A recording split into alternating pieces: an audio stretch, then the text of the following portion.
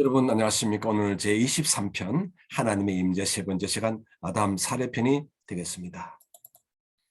네, 지금 저희는 하나님의 임재에 대해서 이야기를 하고 있습니다. 임재의 원리 두 차례에 걸쳐서 말씀드린 바가 있습니다. 오늘은 바로 아담 사례편, 아담이 처음 했던 하나님의 사례편이 되겠습니다. 네, 지금 저희는 아주 폭넓고 다양한 책들을 참고로 해서 하나님의 임재에 대해서 이야기를 하고 있죠.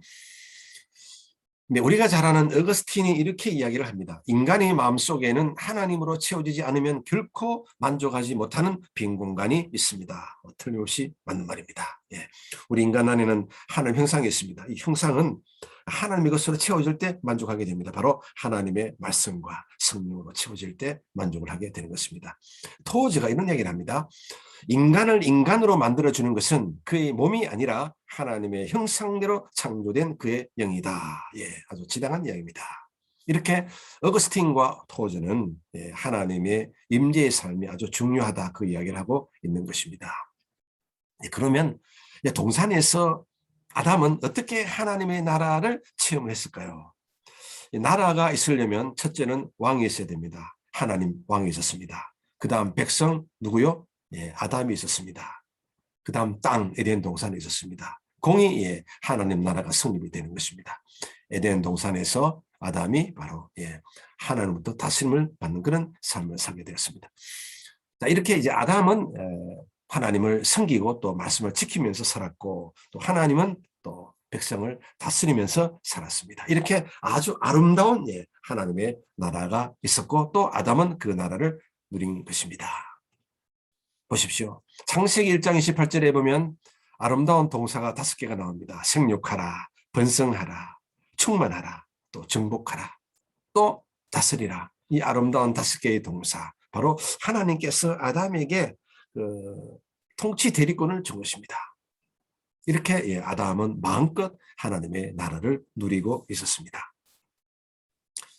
하나님은 처음부터 인간이 주님처럼 살기를 원했습니다. 또 주님처럼 사랑하면서 살기를 원했고 또 주님처럼 또 창조 능력을 가지고 살기를 원했고 또 주님처럼 다스리는 삶을 살기를 원했습니다.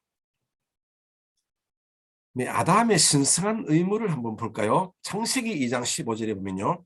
야훼 하나님이 그 사람을 이끌어 에덴 동산에 두어 그것을 경작하며 지키게 하시고, 여기서 경작하면은 영어로 보면 work로 되어 있고 또 지키게 하시고 바로 take care of 혹은 keep 이런 동사를 쓰고 있습니다. 네, 오늘 이 창세기 2장 15절을 말씀을 가지고 히브리 개념에서 한번 들여다보도록 하겠습니다. 히브리어로 보면 이 경작하다라고 하는 것은 이제 work, 일하다 뜻 외에 바로 섬기다 의미가 있습니다. 일하는 것이 곧 섬기는 것이고 또 섬기는 것이 곧 또 일하는 것이다. 그런 맥락으로 보면 될 것 같습니다. 바로 이 히브리어로 보면 바로 아바드 이런 의미를 가지고 있습니다. 섬김의 원리, 곧 예배의 삶이 되겠죠. 네, 경작하여 지키게 하시고 구약 성경에는 이렇게 경작하여 지키게 하시고 할 때는 경작하다 이 의미는 워크라는 의미보다는 바로 서브, 섬기다 의미로 주로 사용되고 있습니다. 자, 지키게 하시고 뭘 지킵니까? 하나님의 말씀을 지키는 것이죠. keep, preserve, 지키다, 보존하다. 바로 히브리어는 사마르 이 언어가 됩니다. 자, 결국 섬김의 원리, 지킴의 원리가 적용이 되었고 다시 말하면 예배의 삶과 말씀의 삶이 적용이 되는 그 나라가 바로 에덴 동산의 나라였습니다. 자, 이렇게 히브리어 개념을 살려서 보면 경작하여 지키게 하시고 곧 하나님을 섬기게 하고 하나님의 말씀을 지키게 하였더라. 그런 이야기가 되는 것입니다.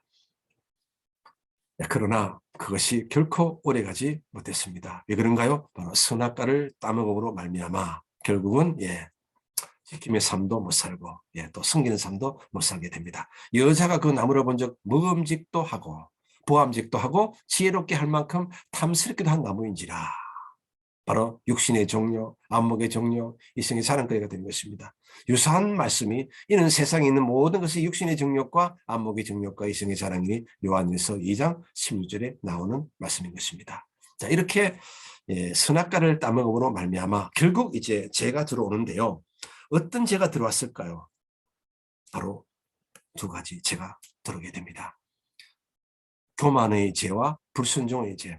우리 그리스도인에게는 이 교만의 죄, 불순종의 죄가 가장 큰 것입니다. 교만의 죄가 무엇입니까? 바로 하나님을 섬기지 못하고 나를 섬기는 것입니다. 저 바깥에 또는 다른 것을 섬기게 된 것입니다.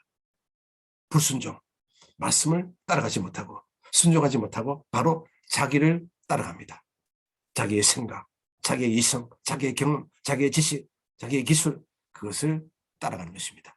결국 교만의 죄와 불순종의 죄가 들어옴으로 말미암아 아담은 그 아름다운 나라를 잃어버리게 되는 것입니다.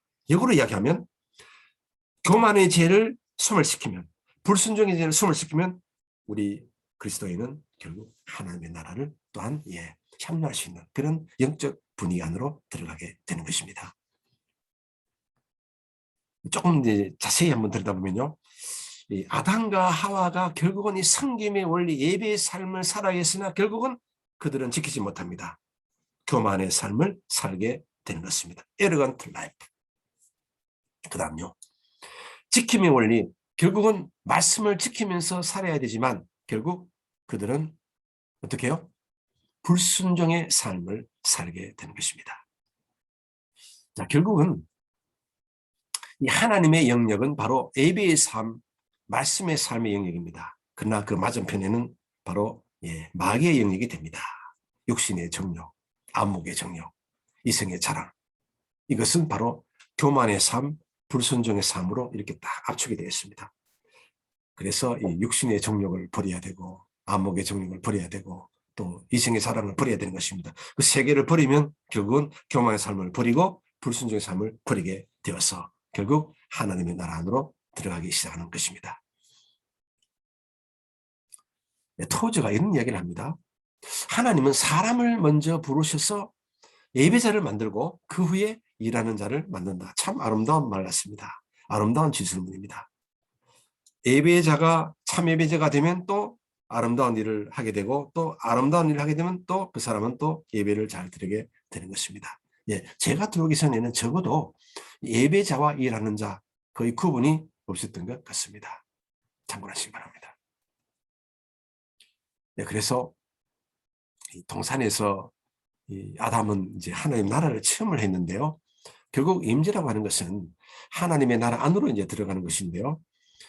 아담은 정말 백성으로서 또 왕이신 또 하나님으로부터 또 다스림을 받으면서 살았고 또 한편으로 섬기면서 또 말씀을 지키면서 살았습니다. 그러나 선악과가 들어옴으로 말미암아 먹음으로 말미암아 죄가 들어옴으로 말미암아 결국 아름다운 나라가 해체가 일어나게 되는 것입니다. 오늘날도 마찬가지로 우리가 다시 한번 교만의 삶을 버리고 또 불순종의 삶을 버리면 하나님의 나라 안에 들어가서 영혼이 잘 되고 범사에 잘 되고 강건한 삶을 살게 되는 것입니다. 결국은 교만이요 불순종입니다. 이 두 가지가 우리 그리스도인에게 있어서 가장 큰 관건입니다.